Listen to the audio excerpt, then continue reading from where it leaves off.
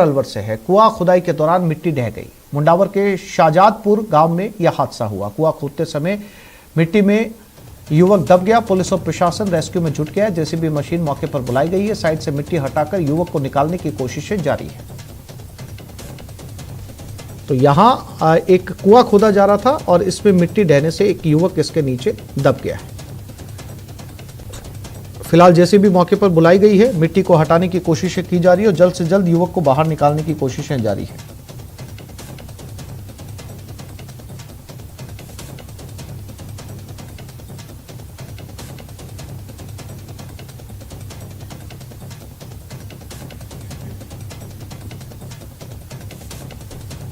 और ये खबर गंगानगर से है। लॉरेंस गैंग और सोपू गैंग के लोगों को गिरफ्तार किया गया। पुलिस ने 9mm पिस्टल, 4 जिंदा कारतूस बरामद किया। हथियारों के अलावा 2 कार भी बरामद की गई। आशीष बिश्नोई और संदीप बिश्नोई को गिरफ्तार किया गया। दोनों बदमाशों पर कई मामले दर्ज हैं। जानलेवा हमला, फिरौती, आर्म्स एक्ट में ये मामले दर्ज हैं। आशीष खरसाना थाने का हिस्ट्री शीटर बताया जा रहा है।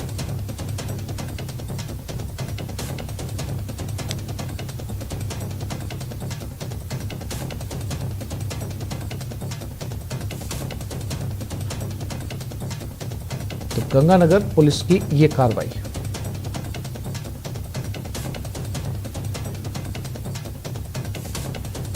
और ये खबर दौसा से। फूड पॉइजनिंग से 85 लोग बीमार पड़ गए। महुआ उपखंड के सीत गांव की घटना। अन्नकूट प्रसाद खाने के बाद बीमार हुए। गांव में ही मेडिकल की टीम पहुंची। 5 गंभीर रूप से घायल हैं। महुआ अस्पताल में भर्ती हैं।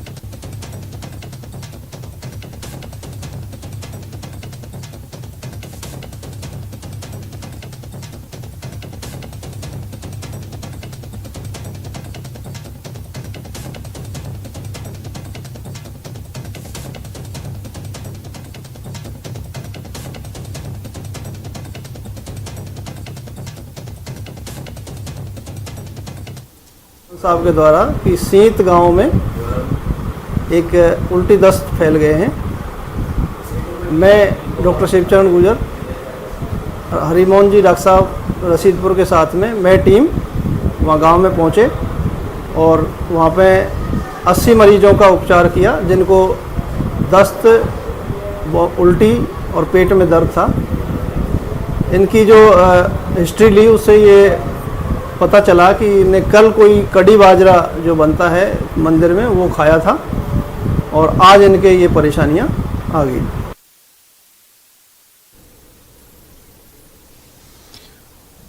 और बाड़मेर में पंजाब पुलिस ने कार्रवाई करते हुए हेरोइन की सप्लाई के आरोप में रामसर थाना क्षेत्र के गोविंद गिरी को गिरफ्तार किया और उसे अपने साथ पंजाब लेकर गई। दरअसल बाड़मेर में बीएसएफ ने संदिग्ध गतिविधि के चलते आरोपी को गिरफ्तार किया था। पूछताछ में आरोपी ने हेरोइन तस्करी में लिप्त होना कबूल किया। आरोपी पंजाब के तस्करों को हेरोइन सप्लाई करने में कोरियर के रूप में काम करता है।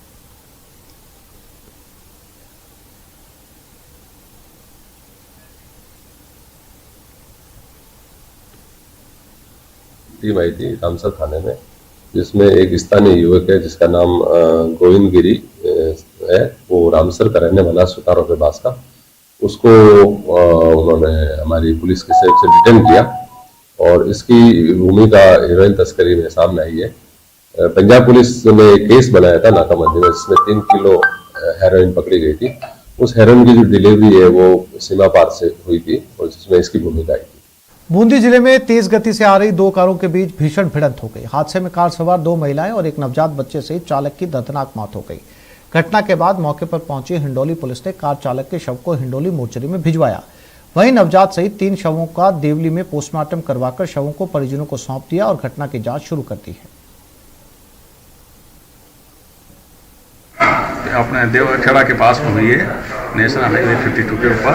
और ये जो बच्चे का है इसने इसको रहे थे वैन में बिठा के, तो एक वैन चालक की भी एक्सपायर हो चुका है, उनमें बैठी हुई थी। दोनों लेडीज उनका भी एक्सपायर हो गया, उनका इलाज हॉस्पिटल में चल रहा है। अंबा माता थाना इलाके में बदमाशों ने होटल व्यवसायी के बेटे पर फायरिंग कर दी। फायरिंग के बाद बदमाश मौके से फरार हो गए। यह घटना अंबा माता थाना इलाके के हरिदास जी की मगरी स्थित होटल आगरिया हवेली की है, जहां होटल व्यवसायी के बेटे दीपेश सोनी पर 2 फायर किए गए। दीपेश सोनी को गोली नहीं लगी, वो होटल के अंदर भागकर अपनी जान बचा पाया। दीपेश सोनी अपनी होटल के बाहर फोन पर बात कर रहा था। उसी दौरान स्कूटी पर सवार होकर आए 2 युवकों ने धमकी देते हुए फायर किए। बंदूक से निकली गोली होटल की दीवार पर जाकर लगी। इसके बाद पुलिस को सूचना दी गई। पुलिस ने मौके पर आकर मामले की जांच शुरू कर दी है।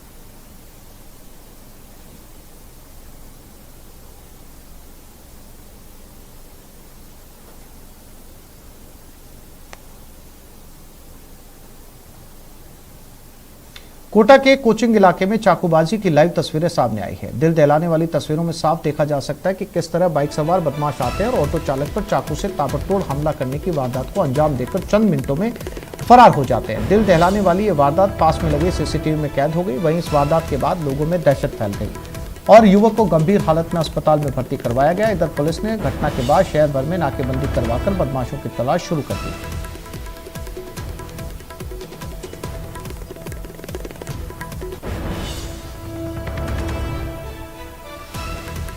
सवाई माधोपुर पीजी कॉलेज के पूर्व छात्र संघ अध्यक्ष और वर्तमान छात्र संघ अध्यक्ष पर एक युवक पर जानलेवा हमला करने का मामला सामने आया है। आरोप है कि कुछ लोगों के साथ मिलकर इन दोनों ने युवक पर जानलेवा हमला किया। मामले की जानकारी मिलने पर मानटाउन थाना पुलिस जिला अस्पताल पहुंची और घायल युवक का पर्चा बयान दर्ज किया। जानलेवा हमले में घायल हुए युवक युवराज चौधरी ने बताया कि उस पर हमला करने वाले एबीवीपी का पूर्व नगर मंत्री और वर्तमान में जिला कार्य समिति सदस्य है। पीड़ित ने आरोप लगाया कि उसे घर से बाहर बुलाकर इन लोगों ने पीटा।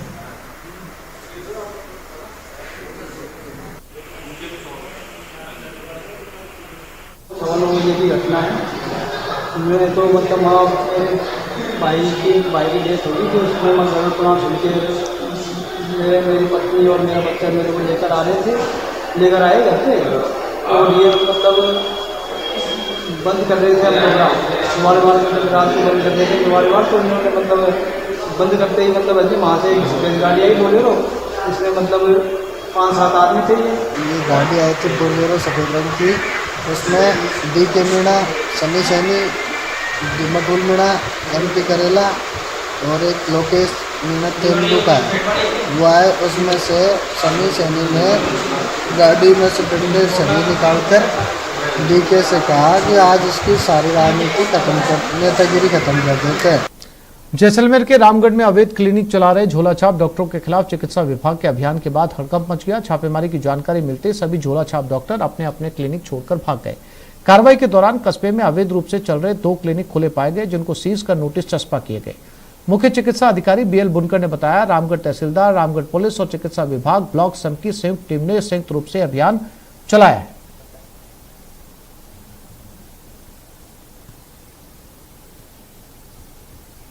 पहले जो रामगढ़ के जो तहसीलदार है उन्होंने सूचना दी थी, क्योंकि एक घटना जो है बाड़मेर डिस्ट्रिक्ट में हो चुकी थी, तो उसी को देखते हुए जो है ना कल की ये कार्रवाई की गई थी, जिसमें 2 से 3 दुकानों का तत्काल जो वहाँ की टीम गई थी और ब्लॉक CMHO और तहसीलदार और वहाँ की स्थानीय पुलिस के नेतृत्व में कार्रवाई हुई और उसमें 2 दुकानों को सीज की गई है।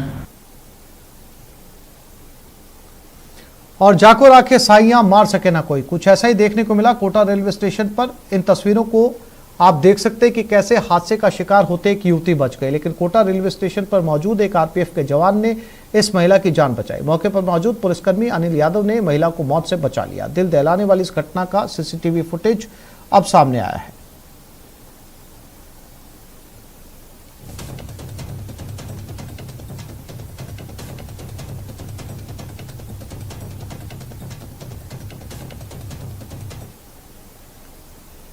चाकसू में शिवदासपुरा थाना पुलिस ने कार्रवाई करते हुए पारदी गैंग के शातिर बदमाशों को गिरफ्तार किया है। पुलिस ने इस मामले में 6 महिलाओं और 2 पुरुषों को गिरफ्तार किया। गिरफ्तार आरोपी क्षेत्र में किसी वारदात को अंजाम देने की फिराक में थे। पुलिस ने बताया कि मुखबिर से सूचना मिली थी कि क्षेत्र में पारदी गैंग के कुछ बदमाश घूम रहे हैं। इस पर पुलिस टीम गठित की गई। गठित टीम मौके पर पहुंची तो कुछ महिलाएं और पुरुष मिले। पुलिस ने उनसे पूछताछ की तो वो संतोषप्रद जवाब नहीं दे पाए। इस पर पुलिस ने उन्हें गिरफ्तार कर लिया। फिलहाल पुलिस बदमाशों से पूछताछ कर रही है।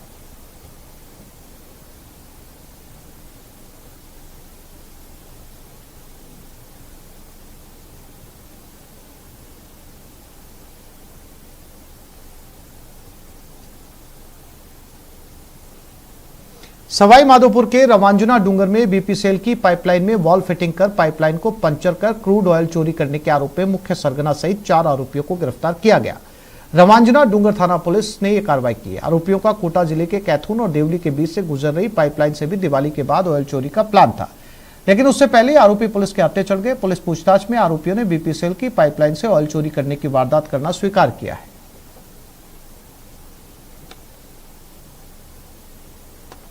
बीपीसीएल की पाइपलाइन है जो राजस्थान में झालावाड़ जिले से एंटर होती है और भरतपुर होते हुए नई दिल्ली तक जाती है।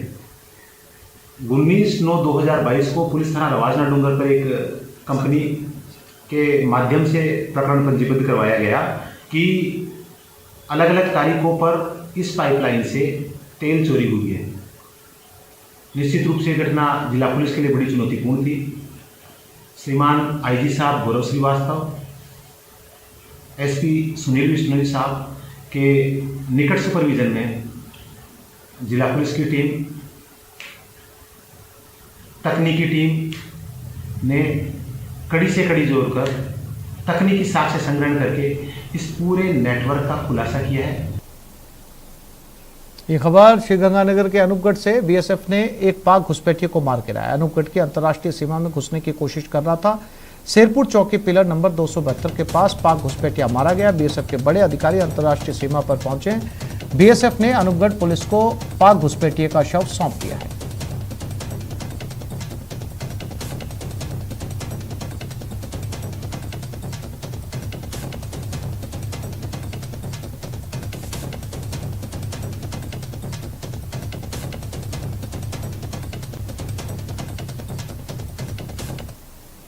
अजमेर के किशनगंज थाना इलाके में एक विवाहिता की संदिग्ध मौत के मामले में पीहर पक्ष ने ससुराल पक्ष पर प्रताड़ना और भूखा रखने का आरोप लगाया। परिजनों ने ससुराल पक्ष की शिकायत पुलिस पे दे दी है। विवाहिता को अचानक से मिर्गी का दौरा आने के बाद अस्पताल में भर्ती करवाया गया था, जहां देर रात इलाज के दौरान उसने दम तोड़ दिया। पुलिस ने पीहर पक्ष की शिकायत के बाद मामला दर्ज कर जांच शुरू कर दी। मृतका का मेडिकल बोर्ड से पोस्टमार्टम करवाकर शव परिजनों को सौंप दिया गया है।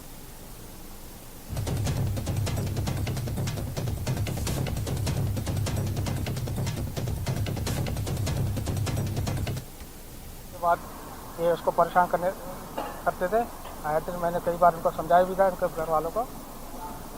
भाई समाज हमारा छोटा है, समाज के हिसाब से हमने उनको समझाया भी थे भाई घर का सबके घर सुरक्षित रहे, सब आपस में मिलजुल कर रहे।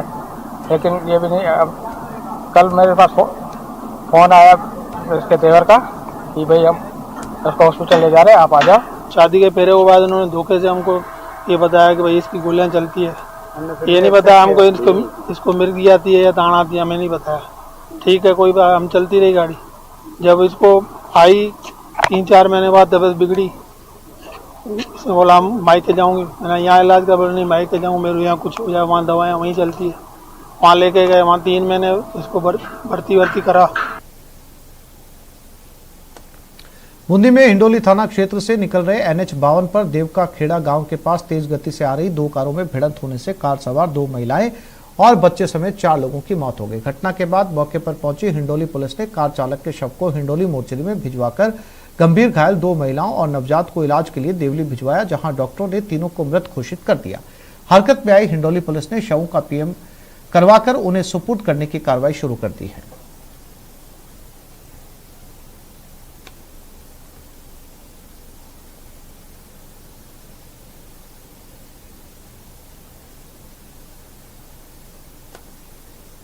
बारा के समरानिया में ढिकवानी रोड पर एक चारे से भरी ट्रॉली सड़क पर झूलते हुए बिजली के तारों की चपेट में आ गई, जिसके चलते चारे में आग लग गई। वहीं ट्रैक्टर ट्रॉली में करंट फैल गया। गनीमत रही कि ड्राइवर ने ट्रैक्टर से कूदकर अपनी जान बचा ली, लेकिन ट्रॉली में भरा चारा जल गया। इससे किसान को खासा नुकसान पहुंचा है।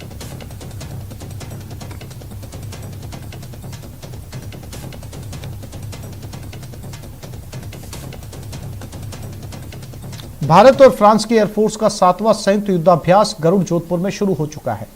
फ्रांस के 220 सैनिकों की टुकड़ी 4 राइफल फाइटर जेट और मल्टी रोल टैंकर ट्रांसपोर्ट के साथ जोधपुर पहुंची। दूसरी तरफ इंडियन एयरफोर्स की तरफ से राफेल, सुखोई तेज और जगुआर फाइटर जेट के अलावा LCH को इस युद्धाभ्यास में उतारा गया। दोनों देशों की एयरफोर्स के बीच ये युद्धाभ्यास 12 नवंबर तक चलेगा। इस दौरान दोनों देशों की एयरफोर्स अपने अपने अनुभव एक दूसरे के साथ साझा करेगी।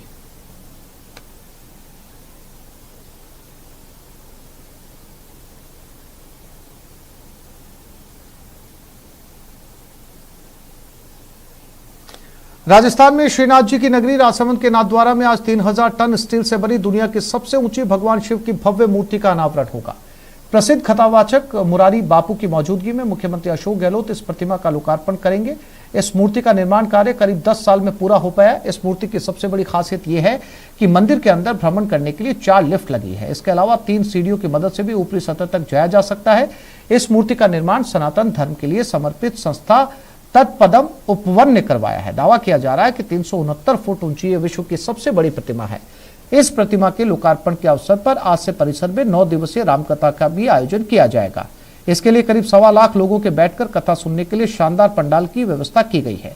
29 अक्टूबर से शुरू होकर कथावाचक मुरारी बापू के द्वारा ये कथा 6 नवंबर तक सुनाई जाएगी। इसमें देश विदेश के कई बड़े राजनेता, व्यापारी, समाजसेवी और आमजन हिस्सा ले रहे हैं।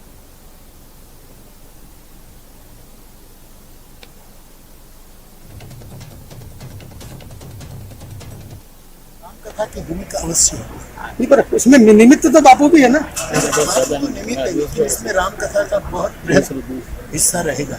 राम राज्य की राम ने स्थापित किया था, अब राम कथा स्थापित कर रहे हैं।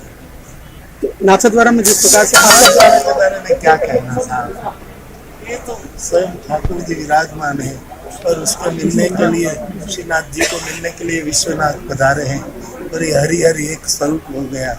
ये तो सोने में सुहागा। बूंदी के हिंडोली एसडीएम अमित चौधरी के खिलाफ शुक्रवार देर शाम हिंडोली थाने पर पहुंचकर बाबूलाल नाम के शख्स ने मुकदमा दर्ज करने को लेकर परिवार सौंपा। इसी के साथ समाज से जुड़े लोग और कुछ कांग्रेसी कार्यकर्ता भी हिंडोली थाने पर पहुंचे और एसडीएम को सस्पेंड करने की मांग की। बाबूलाल ने पुलिस में रिपोर्ट में बताया कि शुक्रवार को एसडीएम अमित कुमार चौधरी ने एसडीएम दफ्तर पर बुलाया और जैसे ही दफ्तर में घुसे एसडीएम चौधरी ने जातीय सूचक शब्दों का इस्तेमाल किया और पत्नी के साथ मारपीट की।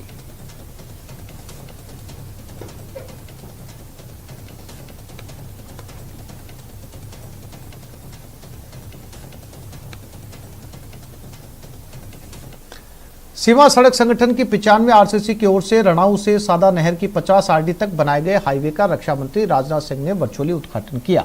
इसका जैसलमेर पूर्व विधायक छोटू सिंह भाटी ने दीप प्रज्वलित कर, श्रीफल चढ़ाकर और फीता काटकर लोकार्पण किया। शुक्रवार को रक्षा मंत्री ने देश भर में सीमा सड़क द्वारा निर्मित 75 सड़क मार्गों का एक साथ उद्घाटन कर राष्ट्र को समर्पित किया। सीमा सड़क संगठन की 95 आरसीसी के ओसी विजय जोगदंड ने जानकारी देते हुए बताया कि रणाऊ से सादा नहर की 50 आरडी तक बनाए गए हाईवे की लंबाई 27 किलोमीटर है और इसे बनाने में 3 साल का समय लगा है।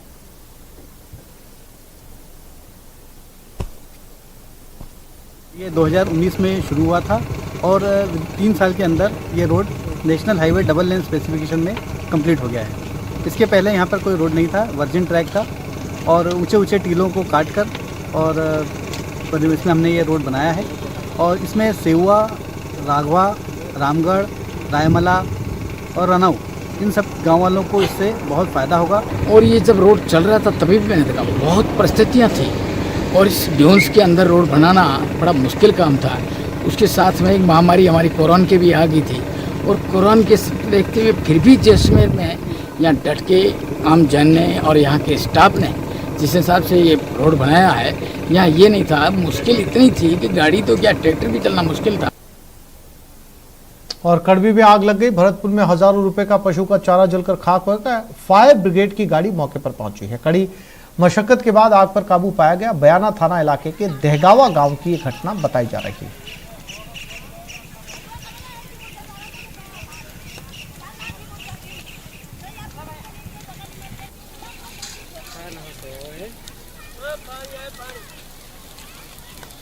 तो इस बुलेटिन में फिलहाल इतना ही। नमस्कार।